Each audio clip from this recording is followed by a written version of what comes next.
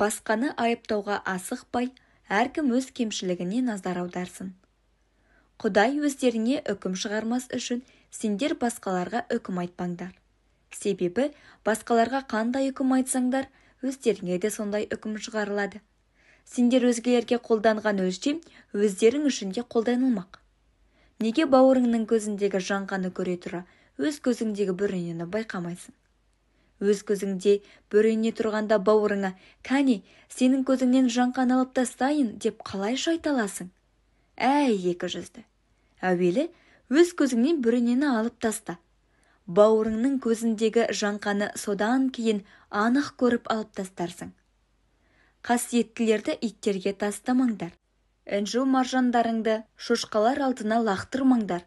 Әйтпесе, олар соларды аяқтарымен тастап, бұрылып келіп, өздеріңді жарып тастамақ.